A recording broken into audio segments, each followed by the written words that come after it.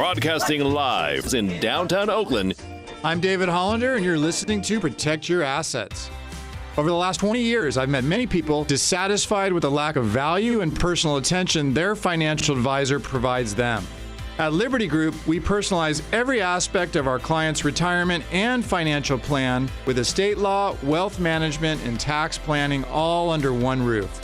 Call today to make the rest of your life the best of your life.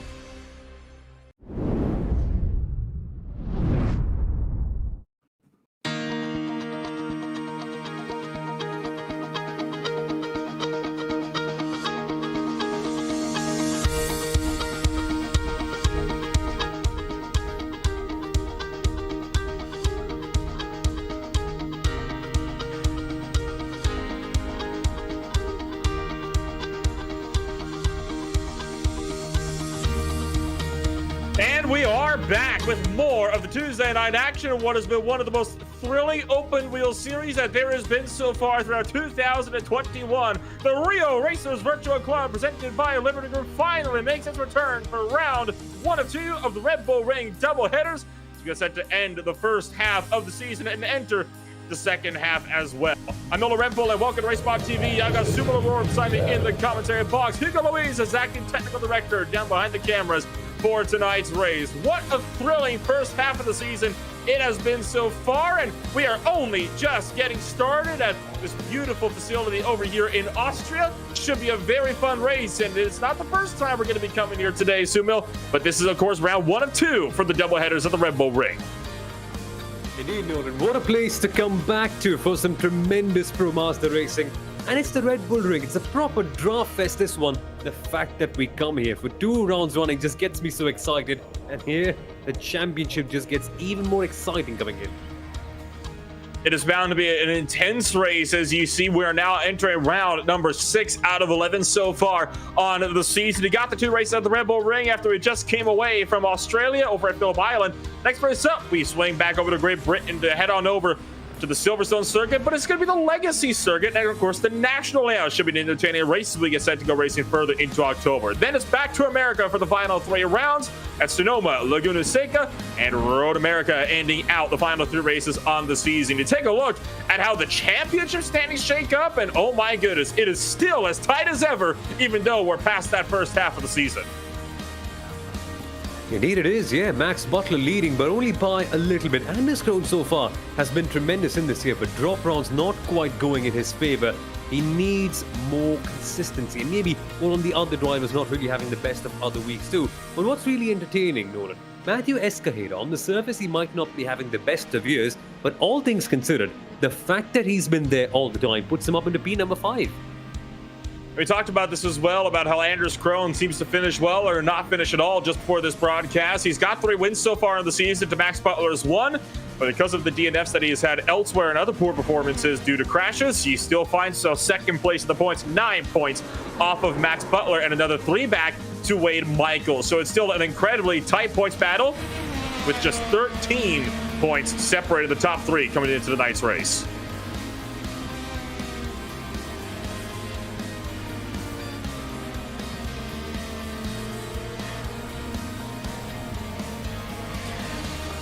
So practice is still underway and just getting set to wrap up here in a few moments. It should be an incredibly fun night of racing for us. 25 minutes is, of course, going to be the full schedule that we're going to be set to go racing here for tonight, along with a 10-minute 4-lap qualifying session that these drivers have to contend with as well. And we talked about how draft has played such a huge role into some of the races prior to this one, and I'm feeling it's going to be extremely important, especially in that blast from turn 1 all the way up to turn 3. Yes, this is going to be a proper game of chess while you're racing at such a high speed. We thought that Phillip Island was a circuit where drafting was critical, but here at the Red Bull Ring, even more so. Once you're in that train, you can really go past all the others and surge your way in. Here, this is where the strategy actually kicks in. You might not eventually want to be the one leading the final lap, Nolan. Maybe it just would make more sense to be, say, somewhere around P2, P3, because that's how powerful the draft might just end up being here. And I mean, there's so many different corners where the draft can play into a huge role. Right from the get-go, you of course got turn one, the almost 90-degree right-hander up and over the crest called the Niki Lauda curve. You obviously have the very famous Remus hairpin up at the top of the hill. Then, of course, you got Schloss Gold for turn number 3. And even from there, you got corners like Rind down the back straightaway that could definitely prove big here. And the crucial thing as well about corners, especially like the final corner, the Red Bull Mobile corner, it leads onto such a critical drafty section of the track as well. So for a lot of these corners, that's what's great about them. Not only at the end of longer straights, but it's crucial to get good exits out of them to make sure that you're still set up for the next one right after. And we're seeing the trouble of turn number 3. We're seeing how tricky it can be, not carrying as much downforce in there. Of course, the Pro Mazda very twitchy as a car. It doesn't always give you that confidence, which makes it fun. But at corners like turn number 3, the one that we saw in the background right there, it can genuinely get tricky to sometimes control your car. And the fun part is, Nolan, they're actually going to go side by side at turn 3 so many times throughout the races. This is going to be a hard one to contain today. Be a hard one to contain, to say the very least. And you watch just there, two machine to Dave Anderson going to be flying up and over the top of the hill with Max Butler, current points leader, just a little ways behind him. Dave Anderson currently on a flying lap and coming all the way up the hill. He was currently sitting just 1 second plus 1,000th off of the current practice time leader Anders Krohn. But from Krohn on back, it is only half a second that separate first all the way back to 6th. A bit crazy to see Anders Krohn once again being the guy at the top of the field. But this is only practice, remember. Things will change, definitely. And there's Anderson having a bit of a slip and a bit of a slide, much like Phillip Island, unfortunately, where things really unravel for him. You also saw one name jump up to 7th place on the boards. How about Stefan Wilson? Last time we saw him was, of course, back at Watkins Glen, and he was getting set for a really good showing there. Stefan Wilson coming back on out to play in the number 14 machine. He put in a very good showing last time around at the Glen. Another very draft-heavy circuit, and I have to wonder here, Sumil, what he might be able to do at a track like this. Indeed, yeah. Let's be honest. The last time he did get a podium, it did get a little bit messy, unfortunately, at the S's. And that is one thing that sticks out. But apart from that one, the quality of the smart racing, right, from Stefan, knowing when to time your moves, knowing when to actually pull out of the draft and get things done, as he did, of course, in that final couple of laps, eventually getting that podium place, just was superb. Here it's just going to be more on that. It's more on how you time your moves to perfection, because everyone can do it if they stay in the draft train. It's just a matter of when. And that is when an experience of Stefan Wilson will really come in handy. Saw Stefan Wilson, of course, just demonstrated another hazard you have to watch out for on this track. Some of the curves do kind of poke up and out, and you saw he turned in for that second to last corner, rode up on top of the curve, though, and that kind of forced him a little bit out wide and to compromise his entry to that final corner. So that is something they have to watch out for today. It's very easy to get up on the curbs of the Red Bull Ring because for the most part they are flush to the racing surface. There are a few crucial corners though, notably the second to the last one, as well as turn 1, where that is not necessarily the case. Yeah, in fact, they're so heavy around here at the Red Bull Ring that Formula One teams, especially Mercedes over the last couple of years, have had to advise their drivers to stay off them because the vibrations in real life can be so heavy that the gearbox can be shaken up and eventually they end up losing performance. That's how serious they are right now. And of course, you might be thinking, well, yeah, that's the real world. It doesn't matter much over here. iRacing has laser scanned every single one of these circuits, and so every detail is brought up right here. And so it will make a difference eventually. You've got to avoid them for the most part. Ooh. And there you see Kurt Pinzager having a bit of trouble with liftoff oversteer on the entry to the middle section of the racetrack. He was just up and on the curbing.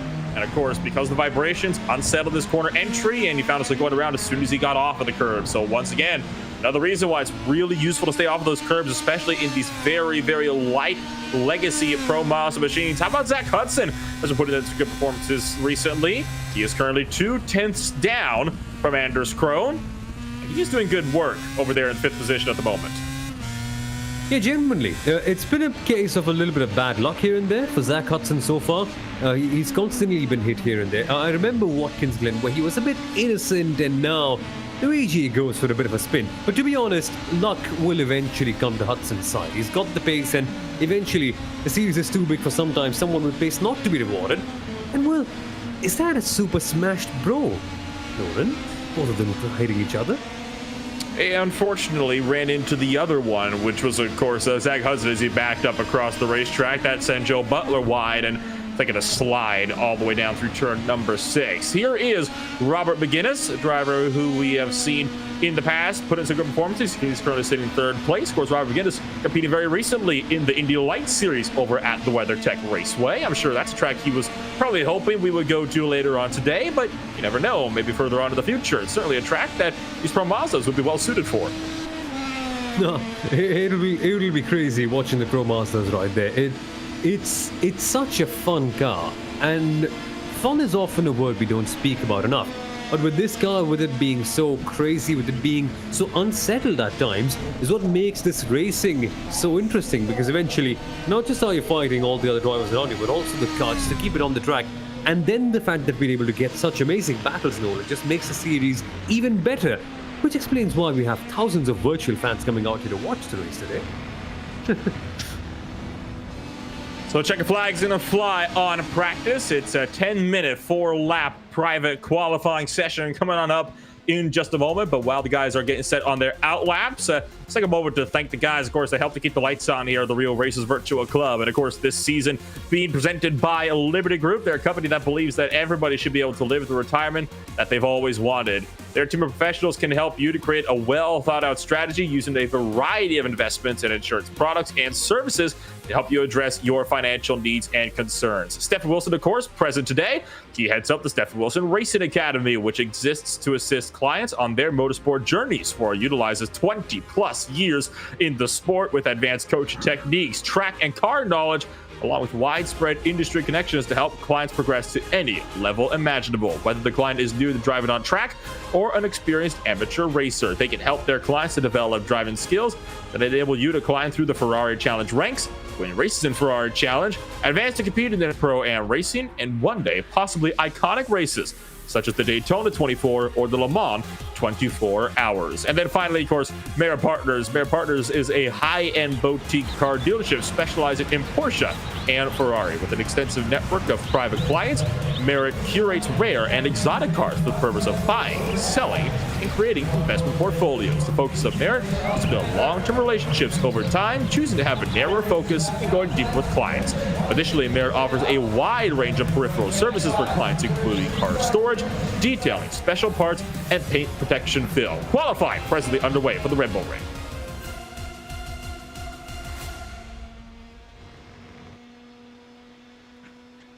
I believe you're currently watching Jackson Ball coming on his way up to the final couple of corners here before he starts his first qualifying lap. The first driver that'll actually be on their first flying lap is going to be none other than Anders Krohn. He had topped the practice boards, looking to do the same in qualifying. His practice time was a 1:27.632. What will his qualifying time be? Well, that remains to be seen as we take a ride on board for a lap here with Jackson Ball. Hitting the first curve, doing a very good job to avoid the sausage curb on the exit of turn number 1. That can genuinely unsettle your car really badly. And now approaching turn 2. This isn't turn 2, by the way, not the kink. Here, this one, the uphill right-hander. Got to make sure that your entry is perfect. Just hitting the apex barely and moving out and powering out to head down towards turn 3. It's a really tricky corner, this one. You just get your entry slightly wrong and you end up losing so much of time. Only 9 corners here, so every corner makes it even more important, to be honest. And then you're already downhill for the next braking zone of another hairpin that cuts back to the right. It's a long sweeper all the way out on the exit of turn number 4. This is the first left-hand corner throughout the entire of the lap. You dive on down through Roush and then out through Worth in the next left-hand corner before the track is going to snake back to the right for the back straightaway, which will take you down a very short blast before you, of course, enter Rindt and the Red Bull Mobile corner for the final 2 corners on the lap. Up and over yet another rise and under the Red Bull Driving Experience banner. And diving in now. Watch those sausage curves that rise up on you from the right side and then cutting it back in. Careful to avoid the anti-cut curve, then power out down the front straightaway. And that's the lap at the Red Bull Ring.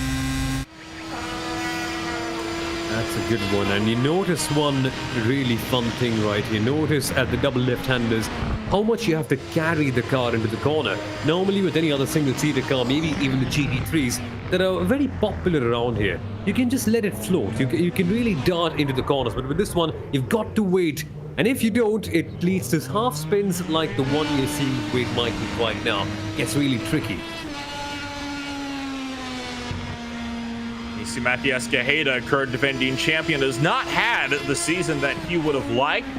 He, of course, comes in today 5th place in points, but a solid 21 off of points leader Max Butler. So it's definitely been a hard field for Escajeda to contend with in the new car. He is currently coming across the start-finish line, and he is now starting his first flying lap. It was just his out lap that he was on, so he's got enough time to get a couple of laps in. I don't know, though, if he'll be able to get all 4.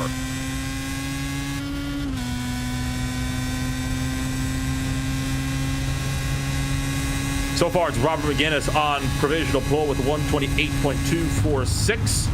Just up from Stefan Wilson with 128.352. So Escajeda, see if he can maybe get a little bit closer. It's not uncommon to be seeing a lot of drivers having to utilize draft to get these fast lap times in practice.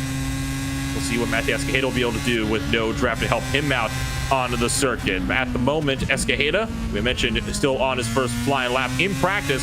He was in the bottom 5 drivers with 128.587, so he's got to hope that whatever he's got in his back pocket is good enough to work his way up a bit further. Yeah, momentum needs to be on Escajeda's side. Defending champion has had a bit of a tricky start to the year so far, but things got better at Phillip Island. There was an air of confidence around there. There was a good result at Watkins Glen as well. I think where he finished in B number 4. So things are just gathering in for Matthew Escajeda right now. A couple of more of these good results, and all of a sudden you could be seeing him in a really strong position. Currently standing at B number 5, which isn't too bad, but with Escajeda, you know that the confidence will be building up the more track time he gets. Across the line, first time through, it's a 129.047. That is only good enough for 9th fastest on track at the moment. So Escajeda still has work to do. No change further up the road. McGinnis has improved on his lap, almost breaking into the 127s, who would so far be the only driver to do so. He's about 3/10 up now on Steph Wilson. Here comes Anders Krone coming across the line on his 3rd lap now. He goes with a 128.077. That is almost good enough for pole position. It's good enough for the front row, though. He can pull about another 0.5 out of his back pocket. He'll be able to get that pole position away from McGinnis. But that's the point, getting those 0.5 of a second out at this circuit. There's only 9 corners. All your improvements have to be so marginal, because you don't have something like 20 odd corners where you can make up 0.5 of a second somewhere around any one of those 2. Each of these corners right here matters so much, and there's only so many lines you can take around them. So the improvements have to be really tiny, really marginal. About, say, how much do you point your steering wheel on the exit, how early you get on the throttle at a certain corner. This is where the drivers really have to put in a proper shift to get those improvements in qualifying. When Michael, you saw improving big time, he was in the bottom 2. He has now improved all the way up to P5 on the grid. So Wayne Michael having a good 3rd lap. He's currently rounding his 4th. We still ride on board with Anders Krone on his 4th and final qualifying lap, seeing if he'll be able to potentially take pole position away from Robert McGinnis. And so far, there's not been too many changes. Escajeda goes 8th fastest as he logs in yet another lap with under 3 minutes to go. Anders Krone coming around through turns 8 and 9. Careful not to run too wide to get the off-track 1X. Turn 9 is one you got to watch out for. I believe that's clean, though, so down the pit straight. Is this going to be good enough? 127.925. Anders Krone goes to the point. Biggie. That is a mega lap by Anders Krone. There's only 2.5 minutes left, and it will be really hard to get up there and to beat that lap. But has McGinnis got something on him? He does not. Ran too wide in turn 8. Got the off-track 1X. He abandons the lap on the exit of turn number 9. They see Stefan Wilson bringing his machine to a stop as well. So far, you look for Wayne Michael. Can he improve for the 5th position? It was a stellar lap to put him up just where he is. He improves on his time, but does not improve on his position. And Wayne Michael stays 5th fastest at the moment. And so the onus is on Escajeda for a big qualifying performance. So far today, he's been pretty good. So far, he's been very consistent. You need that big bank a lap in qualifying. There's something like what McGuinness and Krohn have got in the bag. Has Escajeda got something? Has he got enough to get into that crucial top 5? Got 6/10 to make up. He wants to go for pole. He's not going to be able to get there. 1:28.797 does not improve on his time. Now Escajeda still does have one lap to work with, but with just over a minute left, I don't think he's got enough time to log that extra lap fully.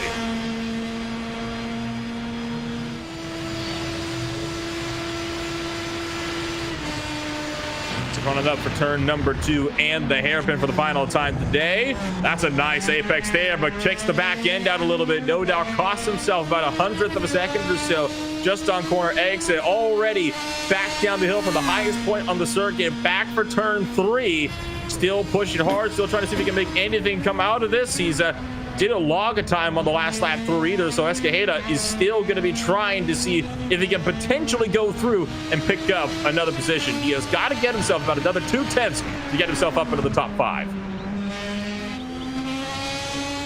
And it can happen. He needs a few good exits. Look at how much on the edge he is while going past this middle sector.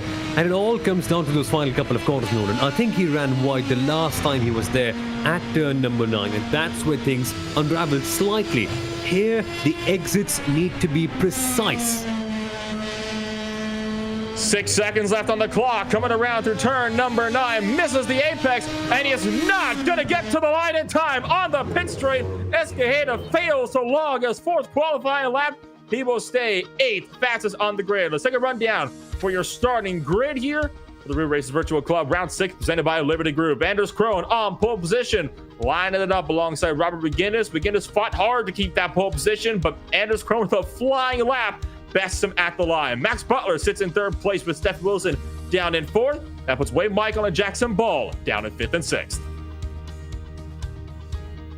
And of course, we've got Zach Hudson, followed by Matthew Escajeda, who couldn't quite make it to the line to log his final lap, followed by Dave Anderson in P number 9 and Joe Butler in P10. Rick Sheldon starts in P11, bit of an unusual place for him to be in, but he's joined by good company in Nicholas Leo in P number 12.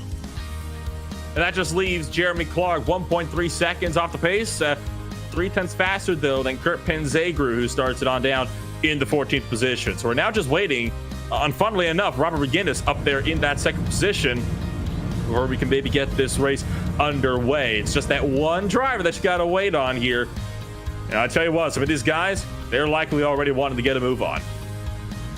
You don't want to wait far too long. It just doesn't make you feel very good. Your mind starts to go racing everywhere in your body. Your hands, your mind, your feet, they're all in the groove. They all want to go out there and clock in those faster laps. And suddenly, after so many good qualifying runs, being told to sit and wait over there can really feel absurd. It can feel counterintuitive in a way, where it squashes your enthusiasm for racing.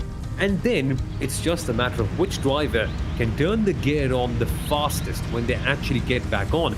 And in this first couple of laps, it doesn't matter if you're starting, say, P5, P6. There's a genuine chance for literally anyone to win this one.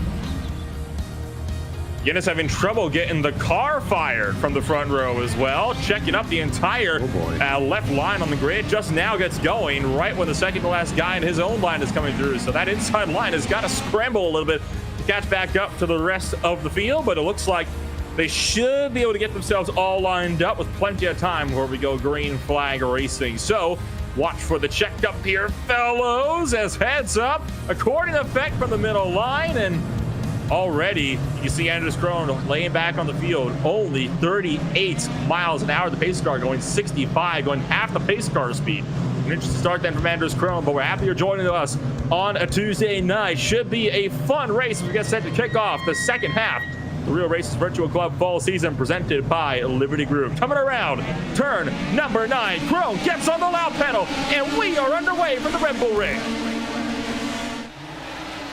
It's a strong start right there. Lots of weaving going on with McGuinness right now. He just does not want anyone to get past. Eventually, that attempt won't be so successful at turn 1.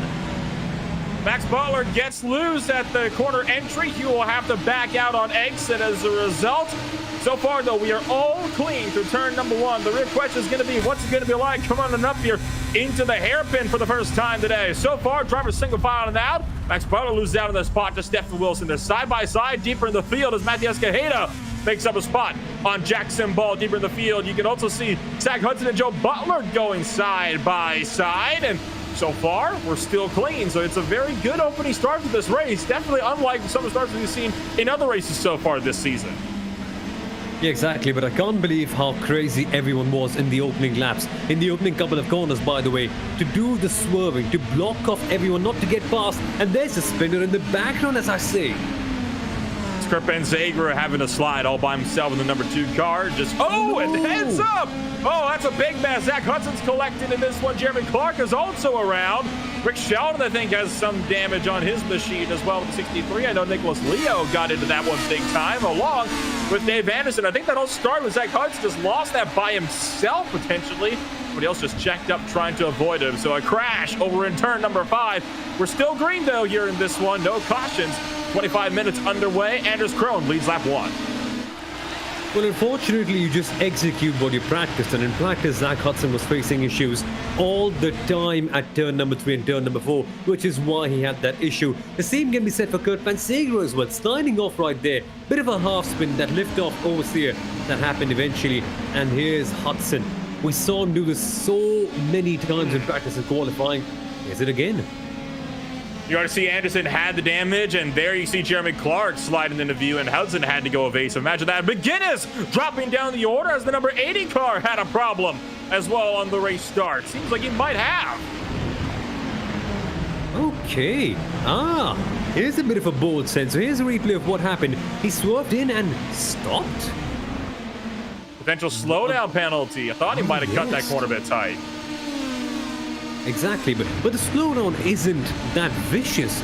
You can lift it off more calmly. I wonder what's happened right. That's a bit of a harsh way to take a slowdown. But hey, he will keep on fighting, and his first opponent right now is one Stephen Wilson. Isn't this just a tremendous battle, right? McGuinness, who's been such a stalwart of this series, someone who's been attacking so hard all the time, up against a real-life driver in Stephen Wilson, who's had so much of success and has so much of experience by his side. Oh, getting so close to the gearbox of Wilson through turn number 8, and gonna lose a bit of time with the dirty air on 9. Just got too close and missed the point.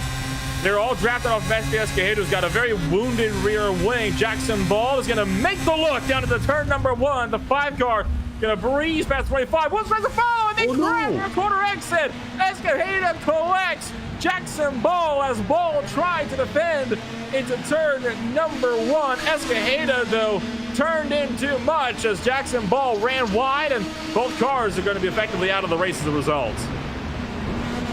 But it seemed like Escajeda really dropped the ball on Jackson Ball right there. It was a weird incident because Escajeda was on the outside line. It was a really well executed block pass until there was no room to turn back in there, and he still did it. That was a bit of a tough pill to swallow, and will be a bit of a tough pill to swallow for both of them. But luckily, drop rounds are a thing, so things won't be as bad eventually. Still, a long fight back beckons for both of them. Stephen Wilson just barged his way past Joe Butler down to the turn number 3. Got the pass secure, but he's going to run wide to turn 4. That allows Butler to close right on up for 6. It looks like Stephen Wilson might find himself under fire if he can't get the hammer down and pull away. He's got some front wing damage, and we've seen this in the past, Sumo. That front wing damage, no matter how small it is enough to hamper your performance, and that might not mean he can reach as high of top speed as he might like, as you can already see Joe Butler starting to close in the gap once more. Yeah, exactly. These cars are not very aero-reliant, but the fact is they've barely got any downforce on them. When you chip off a marginal amount as well, it makes a world of difference in the way the car performs and the way it really feels. And so far, you've seen the impact of that. Stephen Wilson has lost that 5th position. It's 4th position, I beg your pardon, to Robert McGuinness. And already, you can see how powerful the draft is, and you can see how much more powerful Joe Butler's car feels.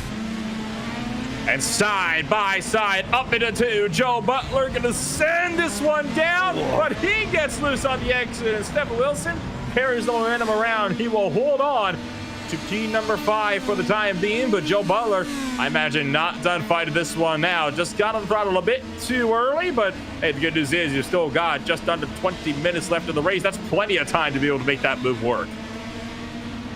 Yep, it's a long way to go right now, and for Stephen Wilson, Maybe it might just be a case of damage limitation, perhaps with that broken front wing, so to see what you can potentially do. And you saw in the background, you saw the sliding of our Butler had to attack the corner and still make sure that the car didn't stay away. It's a fight to keep this car on the track nowhere in the first place in these corners. It really is such a challenge to actually go there and to go side by side with everyone. Certainly is. It's not an easy task to be able to go side by side at a track like this, especially when you get to those really tight hairpins. I mean, we've already seen what happened over in turn 1 with Jackson Ball just breaking too late, running wide, and cleaning out Matthias Cajedo, who left him quite a bit of space in the process. And one thing you have to be careful of is that sausage cover next to the turn 1. It's very easy to snap the car around, not to mention you run too wide over there and keep your foot in it. It actually will give you another slowdown penalty, Sumo, for gaining time through turn 1. It's a very real thing, and I've fallen victim to it several times, not just here, but actually at the Hockenheim ring as well. Yeah, those sausage curbs are just bad. They really are. But the fact is, they do the job. They discourage drivers from going out wide. Your car essentially becomes a skateboard, and we know skateboards just aren't as fast as race cars, right? So you've got to wait until the sausage curb slides, and there's a bit of a mistake here by Butler. Max Butler getting loose through turn 3, and that opens up the door for Wayne Michael to make that move through 4. And cutting down through the left-hander at turn number 5, Max Butler cannot fight back. So Wayne Michael can be going now from 5th place on the grid up to 2nd, but he's not out of the woods yet. Max Butler looking to really contend to get that spot back. I don't think he's going to make the move around here through turns 8 or 9. Potentially turn 1 if you're brave enough, but I'd say turn 2 is a bit more realistic. Yeah, you've got to bide your time. You've got to be patient at the Red Bull Ring. It might look like every corner can be an overtaking opportunity, which it really can be. But the smartest place would be turn 2, because then, of course, after that, you can block your way off into turn number 3. It really is a funny game. If you make your way past at turn number 1, eventually you're going to be past at turn number 2, and vice versa. It gets really strategic. It's more on the timing of your move than the actual move itself. And Butler seemingly has picked his time to perfection. Down the inside he goes for P number 2. No, it doesn't. Backs out at the last second. Couldn't get as big of a run as he might have hoped. Maybe turn 3, but he's a bit far back now. Lost quite a lot of time being a bit offline for the entry of turn number 2. So he's not going to be close enough to make that look down to the 3. He'll have to reset and potentially try again a bit further down the line. It might be a difficult task, though. We know how hard it is to be able to close up to somebody. Even at a track like this, you can get that one guy that's going to breeze through it. If you can't get him back quick, they could easily just run away with it. Yeah, indeed. And once anyone starts to run away, once someone actually has a bit of a run on the other driver, it becomes even harder, because here the draft is so critical to stay in that train. Once you're out of that train, you've got to put in an extraordinary shift in the corners to make sure that you get back in, because without it, there is absolutely no way you're going to get past unless someone else, unless someone up ahead of you makes a major error, which so far does not seem to be the case, thankfully. And really, it's all about staying in that train and timing your move. Again, I think it'll be somewhat similar. Butler will wait at turn number 1, will wait at turn number 2, and maybe go for turn 3, because over there, once you get that move done and that corner, there's no way anyone can fight back that hard. Much better run this time by for Max Butler out of turn number 1. Wade Michael going to go defensive. Max Butler moves over to the left-hand side and pulls alongside. Can he clear? Think he might just get ahead, and he does by the time they get to the braking zone of turn 2, but he swings wide. That might open up the door for a re-attack from Wade Michael. He can find his way down the inside. He's got the draft, so he might be able to make a lunge into turn 3 if he's feeling brave enough for it. Closing up on Max Butler. Is he going to be brave enough to go for that look? Not quite. He's going to keep that one in line. I think that's a smart bet for the 10 car. Yeah, just couldn't quite get the draft enough to get it done. Otherwise, he would have potentially been in P number 2 so far as well. But it's not a bad thing. It's not the worst thing in the world right now to be in P number 3, because time is critically on your side. So let it flow, let it wait out, and eventually you can go out there and get that move for P number 2. I don't think that the win is anywhere on the cards for both of them, to be honest with you, because Anders Krohn has really run away with it really badly. So right now, they're just in a fight with each other, and they can prolong it, they can take it for a bit later on. You already see Max Butler starting to gain a bit of time up on Wade Michael through turn number 9. Michael did not have the best of run, and now Butler trying to break the draft. We made left and right across the front straightaway. In an effort just to try to see if he can maybe break away from the draft. Michael misses the turn 1 apex just as Max Butler bobbles, so they hold about even. Now the crucial thing is, look who's coming up behind them. Robert McGinnis wants to get in on the party, and he is just actually about the same distance back from Michael as Michael is from Max Butler here. And just behind those guys, you can also see Steph Wilson, who might be willing to party. And we've seen that Steph Wilson, he's willing to make some moves. I think it's a bit of an understatement to go for podium positions. It's like an invisible lasso playing its hand over here right now. Everyone just gets pulled in together, and these 4 drivers will be so close to each other right down to the very end. You can see right now Wade Michael looking for turn number 3 as his potential overtaking slot, but not getting a draft that is good enough. And it's crazy. McGinnis was so far back, and Wilson was also so far back.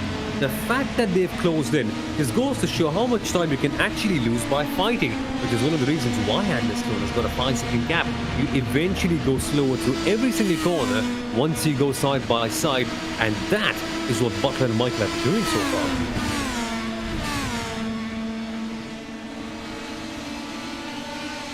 Butler runs a tad wide through turn 8, but that gives him a slightly better run out of turn 9 onto that front straightaway. You see the gap pulling once again.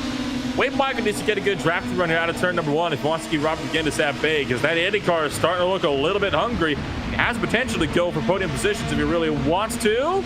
Look out for Wade Michael running a bit too wide. Here comes McGinnis in the 80. Does he make the look for third? Does he opt to take the route of allowing Wade Michael to pull himself up to Max Butler and go 2 for 2?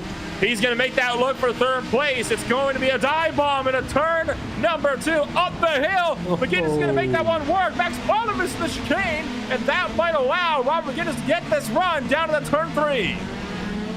Got an exit that was a bit too wide at turn number 2. The wide exit works at times, but not so wide. And so, instead of being the one challenging, Butler loses a position, and McGinnis gets one in on Butler. This is just tremendous. All of a sudden, Butler and Michael, who were fighting against each other, have been trounced. That's 2 for 2 for Robert McGinnis, but McGinnis ain't out of the woods just yet. He still has got quite a few longer straightaways that are up ahead of him, and lots of times he makes a mistake for these guys behind him to try to capitalize. The question is, how hard does Michael fight amongst each other? Because at the moment, Michael is closer to Butler than Butler is up to McGinnis. Wade Michael's going to tuck this one in line for now. But I have a feeling it might not stay that way for very long if he can close right back up to Max Butler. Or there is that strategy of just waiting for your opponent to pull you closer and closer to guys in front, and maybe you can try a 3-wide send in one of these hairpins. It's definitely possible on a track as wide as this. It certainly is possible with these Pro Mazda cars, and this is where the element of fun genuinely comes in. And I am really having fun. McGinnis, Butler, Michael, Wilson. How often have we seen drivers of this quality and this caliber, 4 of them to be precise, come together and race so hard? Here comes Wilson first. Oh, and he's going to collide with Wade Michael at the turn 2 apex. I think Wade Michael might have honestly cut in a little bit on Stephen Wilson there. Wilson left the space. Wade Michael just turned in a bit too aggressively, trying to defend the position. That has kind of cost Stephen Wilson a bit of time, but not too much damage to the 14. He was already defending aggressively, but Wilson has the nose in there, and right there just cuts right in, and there's nowhere for Wilson to go. Yeah, it really isn't. And this is what happens when the aggression boils over. Speaking about the fun element of seeing drivers like this coming together, well, bit of a commentator's curse. I literally didn't expect them to come together like that one. But down they go into this weird position right now where they just have to fight back extremely hard. They're not in the worst position in the world, to be honest. P4, P5 isn't bad, but they've lost time, and that is the critical aspect. Tell you who hasn't lost time to McGinnis, it's Butler. Butler is still there, and the fact is, in the last lap, he just got a little bit closer. Certainly did. So now that Max Butler doesn't have to worry about any drivers behind him, he's free to try to run down Robert McGinnis to try to go for that second place and maybe even retake it. He's close enough this time by, but McGinnis might be on the defense here. Max Butler backing off, interestingly enough. He's not going to be going for the move into turn 3 like I thought he might. Waiting, and that is interesting. Now, there's 10 minutes to go. You can go side by side, you can duel, you can have enough fun and still eventually end up in this position. But I think they're being a little bit more cautious, realizing that if they duel a bit too much, they could be just going down into the clutches of Stefan Wilson. And that's not something you really want to do. So maybe bide your time, maybe try and pull out that gap and then see what's happening. Because eventually, remember, all these drivers can speak to each other on Discord as the race goes on. On the right-hand side of the screen, you can also see a battle starting to heat on up between Rick Sheldon, this is red number 63, and Jeremy Clark. There's a battle for P8 on the course. And that's starting to pick on up as well as they come around through turn number 3 and might even have a move here out of turn 4 to 5 if Sheldon can get enough speed. He opts to back out of that one. So it's the waiting game that's happening right now on the Red Bull Ring. We normally don't end up seeing a lot of waiting happening in the Real Racers Virtual Cup Series. It's largely just pandemonium, everyone going and waiting and everyone going for the send. But I think this is more strategic than this one. You've got to time move, and this is where that mental chess comes in handy. It's a rather interesting game, isn't it, that these guys tend to play along with each other. So you can see Rick Sheldon starting to reel in Jeremy Clark just up the road. Does he make that move into turn 1? He's gonna go for it. It's not a zone I would usually recommend trying to overtake into. Do they come together? Sheldon pushing wide. They managed to keep it settled. One car is off the track just behind them. That was Jackson Ball, who was a lap car. So Jeremy Clark holds on to the spot, but he has got Rick Sheldon trying to go after him. This might be tight. Coming up into turn number 2, Sheldon makes the look, and it's going to be side by side through the apex. Sheldon gonna push wide and nearly shoves Jeremy Clark out of room. Clark has to fight back. Clark has the better exit, so he's the one who maintains the position. But Sheldon will go for it, or will he not? He backs off and he waits. That is interesting. Turn 3 normally can be your best opportunity, but Rick Sheldon will bide his time. He will go for the better option, perhaps at turn number 2 again. Time luckily is on his side. An intense fight there for 8th and 9th. All of that with no contact being made amongst them. That was some great racing that we saw down there between Clark and Sheldon. But tell you what, that battle for P2, we were just kind of keeping our eyes on that one as well. It's closed back up again. You got Max Butler and Robert McGinnis, who are still looking tight here. They're in the run up to turn number 2. You can still see Sheldon trying to reel in Jeremy Clark. No move is made in that fight for position number 2, so we're going to keep our eyes on this one here for 8th place at the moment. Rick Sheldon trying to run down Jeremy Clark once again. He's going to make another look into turn number 1, but he thinks better of it this time, and after nearly making contact the last lap through, he opts to take this route a little bit safer out of 1. The surge, the draft.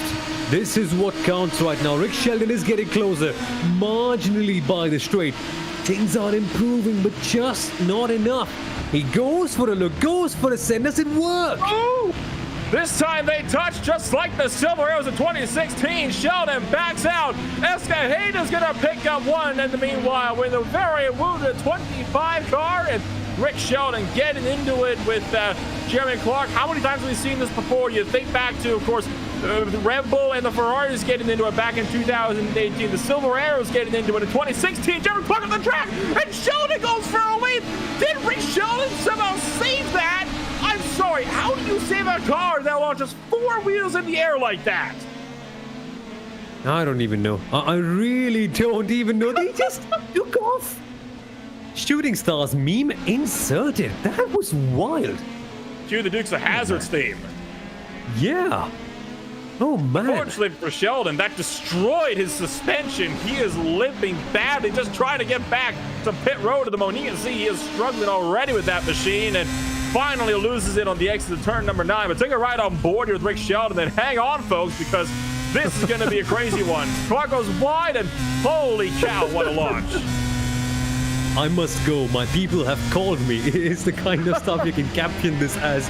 Oh my. Oh, I don't think we'll be irritated as well. What a jump. This is a moment for the highlight reel. Like, so what if you don't finish? Oh, man. Swap for P number 5. Zach Hudson just completed the pass up on Wade Michael, and you can still see second to third getting close as well as they continue to try to do battle with one another. So Tell you what, the battle's picking up all over the track. We're used to seeing this, right? Typically, it's all sorts of crazy at the start, which it certainly was. Dies off to the middle portion, picks right back up when it counts, and that is exactly what we're seeing at the moment.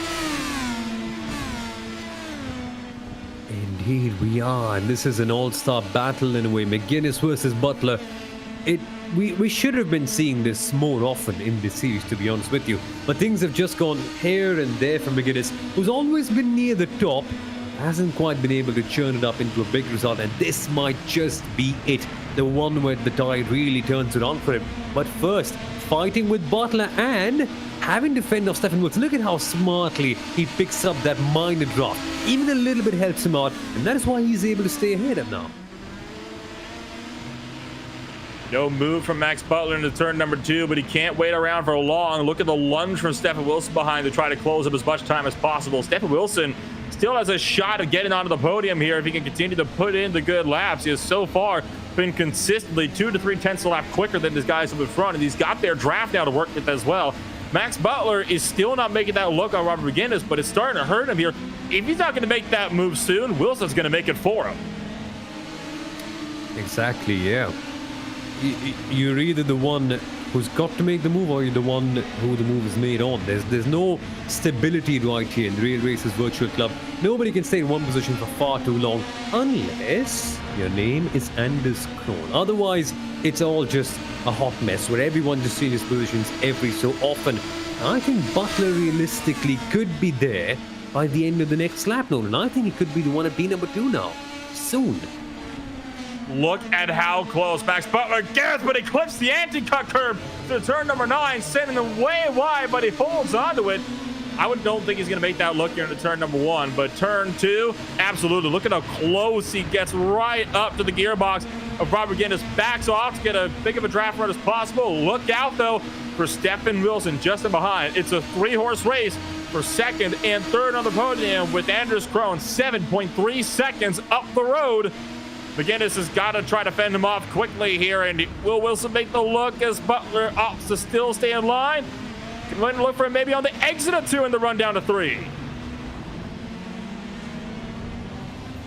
The run is there, but is it good enough? McGuinness blocks it off. Here comes Wilson on Butler then.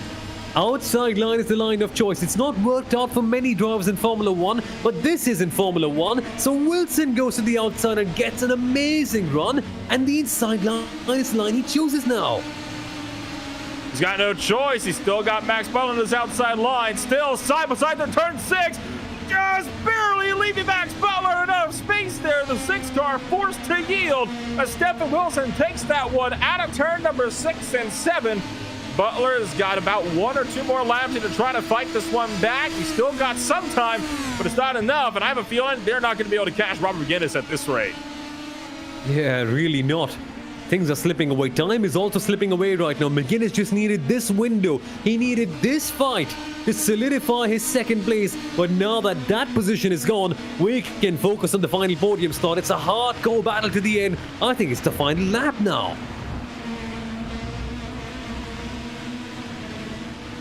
Of course, it matters as to when Anders Krohn gets back to the start-finish line. That's what's going to really count here. But for now, Stefan Wilson got to treat it like the last lap of the race because it might very well be. Max Butler looking to the right. He's going to make that lunge down to that turn. And number 2, Stefan Wilson cuts in, but then swings out wide up onto the sausage curb, but hangs with it and gets a great drive out of turn 2 as a result. I think Max Butler might have just used up all his chances.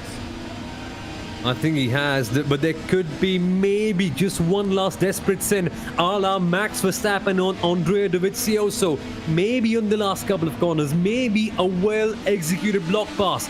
Butler has been in the top 3 for the entirety of this race. It's only now that it's gone past. I think he has it in him. I think we could just see that one last desperate sin at the end. Anders Krohn, meanwhile, coming on up to the final couple of corners. Is there enough time for another lap, or will this be the white flag? The number 47 car has just run away with the lead. This will be the final lap of the race. Anders Krohn takes victory in round 1 of the Red Bull Ring double headers in the Real Race Virtual Club. The battle still raging on for third. Wilson trying to fend off Max Butler. Not going to get there, though. Stefan Wilson takes a podium as Robert McGuinness going to be maybe almost dropping back to third, but manages to just barely hang on to that the stripe. A drag race out for fifth and sixth, and it's going to be Wayne Michael to out-drag Zach Hudson to the line. Oh my word, talk about a strong finish. That was amazing. This is what the Red Bull Ring can really do to you, offer you chances. And the fact that we come back here next week for even more of this madness will make it so much fun. And eventually, coming home and being number 8 is Matthew Escajeda. And Kurt Pansegro, honestly, he's kept on driving, he's kept the car on the track and being number 9 is a superb result. And look at how much he must be gaining in confidence after that one. That'll leave Nicholas Leo as the last driver to come across the line right about now. So with all the drivers now across the line, we will go ahead and take a look at your post-race results after this one. Zach Hudson getting a last-minute penalty. That's an interesting one there. We'll talk about that more in a little bit. Anders Krone going to be your race winner. Meanwhile, Robert McGinnis down in second place, just over Stephen Wilson in third. Max Butler is fourth. Boy Michael rounds out the top 5 with Joe Butler in 6th, Matthew Escajeda in 7th, Kurt Penzager in 8th, Nicholas Leo in 9th. Zach Hudson, very curiously, finishes out in 10th position, though he was up in the top 5, so potential post-race penalty for the number 3 car. Dave Anderson in 11th place with Rick Sheldon, Jackson Ball, and Jeremy Clark rounded out the 14-car grid.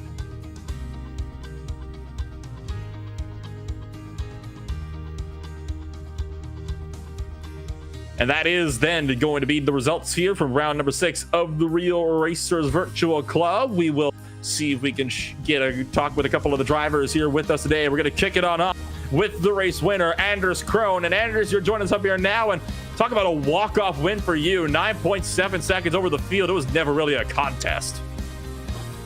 I tell you what, I got so lucky with the jump on the start there, and I think Rob McGinnis had a bit of a slowdown penalty early on there, so that enabled me to kind of break the draft early doors. Because otherwise it would have been a slugfest the entire way. So I was pretty stoked to see that gap, and then it was just sort of head down. And yeah, to your point, it was a fairly uncomplicated race, but I didn't expect that. So. Well, despite not expecting it, you come away with another win, and that means you have now won 4 out of the 6 races on the season. No doubt that's a good run for your championship, I would imagine. Yeah, it certainly is, and hope to keep this streak going. And luckily in this series we have a few drops, so that helps me for the couple of races that I've missed. But excited to come back again here next week, and I would love to do a repeat of what I did here, but I doubt it's going to be that easy again next week. You, of course, talked about getting that jump on the start. I imagine part of that was due to slowing down so much from the pace car. Is that going to be a similar plan for restart shenanigans over next week? I actually slowed down because Rob McGinnis had an issue getting off when we were starting our pace laps. I was slowing down to let the whole field catch up, so that actually was not on purpose, but it ended up working out really, really nicely. So anyway, I don't want to reveal too many secrets, and also there is zero guarantee that I'll be on pole position next week, so it could be completely different circumstances. But definitely learned a lot. So excited to come back next week. That should be a fun one for you then next week over... actually, we're not even going to be going anywhere. We're going to keep you guys in the paddock here in Austria for the time being. Well, Anders, it's been a pleasure being able to have you up here to talk with us. Congratulations on yet another win in the fall season, and hope you'll go back-to-back in the Red Bull Ring doubleheaders next week. Appreciate it. Thanks so much, guys.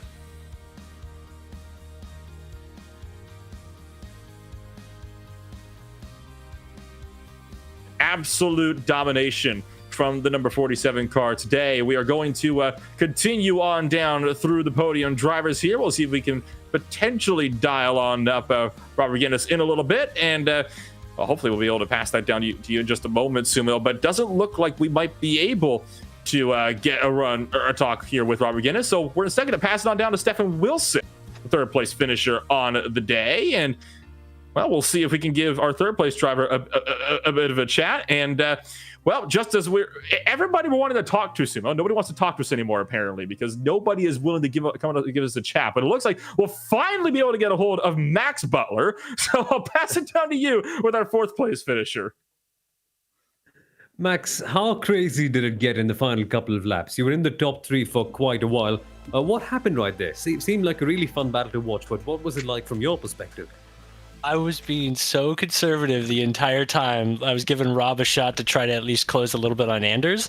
So I was trying to hold the gap from Stefan behind, but once we caught a back marker, I think it was Dave, Stefan closed a lot, and I made a mistake. And I had to serve a penalty, a 1-second penalty at the hairpin. And then that little battle happened, and I just couldn't get the run since. But definitely got intense. I'm just happy to be running up there with Anders, Rob, and Stefan, because they're obviously proven professional race car drivers, and to be up there with them is pretty cool. Yeah, exactly. And the fact that you're able to keep it up for such a long time is just such a crazy one. And the best part is, right, we know that you can do this again next week. Now, how excited are you for that one? I'm extremely excited now. I was really worried coming into this one because we made that penalty system come into play. So any off track, you get 12 off tracks, you get a drive-through penalty, which nobody really wants. So we all had to keep it within bounds. Yeah. I think it's gonna be a good race next time. If Anders runs, we should be able to keep that gap close, hopefully, and bring it to him. And Max, in terms of the championship as well, things are looking bright for you. Hopefully. Anders was talking big game about me leading the championship into this one. I think without race drops, maybe, but honestly, I'm gonna try to win as many as I can. I know Anders has some things coming up in real life that he has to attend to, so he might be missing a few, and I'm gonna try to get everything I can points wise to win that championship. What made a performance like this one certainly makes you feel like more of this could be coming. Such a pleasure to chat to you, Max. All the best for the next ones, and hopefully the next one goes even better than this one at the Red Bull Ring. It will. It's not maybe. It's definitely. I'm gonna win it. I'm calling it here. That's the confidence we love. Thanks, guys. Awesome stuff. See you, mate. Bye. So that was, of course, Max Butler being able to come on up here and give us a little bit of a chat. We'll move it on down, and we'll pick up our 5th place finisher on the night. Wade Michael, you join us up here in the broadcast booth, and what a run for you. You were kind of in the middle of a lot of chaos on the day, but still, you end up finishing 5th at the end of it all. Yeah, P5, it's a good finish. I think I really wanted a top 5. I wanted to qualify in the top 5 and finish in the top 5 this race, just for consistency standpoint. I knew it was going to be a tough race, running practice with the crew this week. So a little disappointed. I squeezed Stefan coming into the hairpin, and looking back on it, I really wish I would have just let him go, because I think we could have at least tracked together and at least tried to run down Anders. But after that, I had a little bit of damage, and my straight line speed was kind of suffering. So I just kind of settled in and tried to make do. All things considered, the 5th place finish still isn't a bad result at the end of the day. And of course, you got next week, you come back to the very same track. Do you reckon you'll be able to muster another top finish over in that one? Yeah, I hope so. My qualifying laps, I didn't put them in the beginning. I ruined my first 2 laps with a couple of off tracks, and I didn't get the time that I wanted to. So I think I could have started a little further up. And we got another chance to do it. Same place again next week. So I'm looking forward to popping up a couple more places and hopefully bring in a podium. Hopefully be able to see you up there in the podium. And well, speaking of podiums, you came into this race 3rd place in the points. No doubt a 5th place finish should definitely be able to keep you right around that same place. Do you have any overall goals as to where you plan to finish this championship out points wise? I mean, I'd love to say top 3. I think that's a goal. I think winning it is pretty kind of out of touch. Anders is kind of the class of the field right now, which is a good thing to strive for on a weekly basis. Just try to match his times and to run his pace and be consistent. So those are really my goals, just consistency and pace, picking that up throughout the course of the season. And if I can get a couple top 5, top 3 finishes and finish up on the higher end of the charts at the end of the year, I'll be pleased. Well, you're doing a good job so far, and with these consistent results, you should be able to find yourself up there, or at least in the top 5 in points, hopefully by the end of the season. Well, Wade, pleasure to be able to talk to you on the off chance as always, and well, hopefully we'll be able to talk to you again in just 1 week's time. We'll get after it. Thanks so much. You guys always do such a great job. I appreciate it. That was Wade Michael bringing it home. P5 so far on the night. Just one more driver we're going to take a look at and give a chat to tonight. And I'll pass this one down to you, Sumo. We're going to see if we can bring one of the guys that finished a bit further down today. Rick Sheldon finishes 1 lap down. Hey, how Rick, you guys doing? do you have a copy? I am here. Yeah. Awesome. Rick, we'll talk about the result in a second. We just have to talk about that jump. What just happened right there? How crazy was that? Yeah, I just actually looked at it. I didn't realize that if I had wings, I think I would have been flying, and I would have been an intercontinental flight. It was weird. I was having a pretty fun battle with Jeremy. I made a mistake a couple laps earlier, which I was getting aggressive because I was just kind of sitting in no man's land, spun it into the out of turn one, and so Jeremy, caught me, and then we had a really nice battle. We were just going back and forth, and I was just trying to figure out a way to get by him. And then we touched wheels coming out of turn three in the hairpin kind of area. And then coming back around that corner, he got wide, got out in the dirt, brought it back in. And I think what happened was he got two wheels out in the sand at least. And by the time he came back in, he just torpedoed me. I know it was unintentional. But yeah, I just went flying in the air. I don't know if you guys were watching it, but I mean, I couldn't believe it. I was like, and that was it. My car was completely damaged at that point.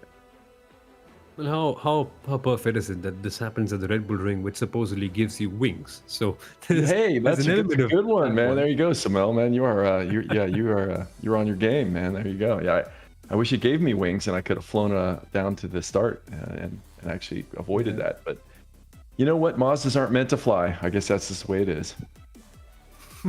Certainly is. But apart from that incident as well, you mentioned so many good battles for you. There were a couple that we were able to watch and we were able to track. How fun here at the Red Bull Ring. And do you reckon that we could replicate this the next week again, maybe this time with a better result, with a little bit more luck on its side?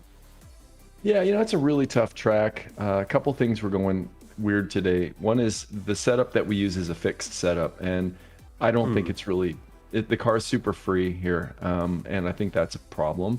So I don't think we're probably going to make any changes to that, but my feeling is that we probably should in the future if we come back to the Red Bull Ring, which I'd like the track a lot. I think we would get a better setup. The car is just not sticky at all, and that creates a lot of problems. Yeah. So I think that's one thing. And I think the other thing also is that I don't know if you guys knew this, but there was an incident limit. We had never done that before, but we put it so, and Dave probably didn't let you know, but we had a 12 incident limit with a drive-through penalty after 12, and so everybody knew that. And this was a tough track not to get incidents on. I actually ended up with 11. I got my 11th incident coming around the last corner, and it's just the way. But that was just because of the accidents. It really wasn't because of going off. When we practiced earlier in the week, what we figured out was that if you went off the track limits, you could really drive faster on this track. And that's why Dave decided to go ahead and put that in place. We didn't want to have another Olton Park where the leaders were 20 plus incidents, not by their intentions, but it just worked out that they were able to figure out how to go faster around the track. And so this was an experiment. I'll see how the guys think about this, but it was definitely different for us. And I think it kept everybody a little bit more careful. And so you have the combination of people being a little careful on the incidents, and then you have a very slippery, loose, free car. And I think that maybe made for a little bit of nerves. Yeah, I think we saw that, especially in that middle sector where cars were really just tipping over. We saw, I think, a couple of other drivers as well. I think it was Zach Hudson spinning out a couple of times over there. I think it'll just get better eventually. And that's the fun part. That's really exciting to hear. But Rick, your thoughts on the next round, your thoughts on the season ahead before we bid you goodbye for today. Oh, yeah. First of all, this group is so great. I mean, you're seeing it. This is about its finest, is what you saw here. We'd love to see 5 to 10 more members, but we're very happy with what we have. Last time when we were out, we were at Phillip Island. We had 8. We still had some good racing, but we really like seeing 14, 15 drivers on a 2.5 mile track. That kind of seems to be our sweet spot. So we're really aiming to figure that out. Right now, that seems to be our upper limit. I'd like that to be the midpoint. So that's our first goal, is to figure out how do we find real guys who drive in the real world race cars. We're not real stiff on the qualifications, but we still do want them to be, if possible, somebody who has a connection to the real world in racing. It could, and if we can do that, that's kind of the low bar they need to pass. Maybe it's a high bar, but it feels low to me. They don't need to be racers. They just need to be drivers on track, right? It could be driving go-karts. That's good enough for us. So if we could do that, that's our big thing, is how do we find those guys? How do we find more people who are interested? And we don't care how good they are. We just want them to be motivated to get better, and improve, and we'll help them out. There's guys in the middle like me, and then there's guys up at the top like, Stefan and Anders. And we actually kind of need a new group to recruit. That would be our goal, so that we can grow this thing and really increase the racing, because it's fun, man. I mean, we're really all having a good time driving out there. And I can't imagine anyone who would come across this and won't want to be a part. It's just a matter of getting it towards them. But it'll happen, certainly. With the kind of racing we're getting right here, with the kind of fun everyone is having, it's such an exciting prospect, this one. Well, if you guys know anybody, and throughout your, obviously you guys are broadcasting a lot of races. If you know other, pros or semi-pros, I mean, obviously the racing's great up at the top with Anders and Steph and Robert and Nolan, and I mean, we got a good group. So if you know anybody, please send them our way, and we would love to get them in. And if you happen to know other guys who happen to be more like me, who are just kind of amateur racers, that's great too. But you probably know some of the top level guys that are out there in iRacing, and we'd love to have them join. Yeah, it should be so much fun. But Rick, thank you so much for taking the time to speak to us. It's really such a fun thing to always have a chat with you. All the best for the next one, mate. And then we hopefully can get more drivers coming in, because even with the numbers, it'll be even more fun for that matter. It's great. I mean, as it is, we'll take it as it is. And you guys, once again, doing a great job. Let's just keep rolling. We'll see you at the Red Bull Ring next week. Thank you so much, Rick. Have a good evening. Thank you. Bye.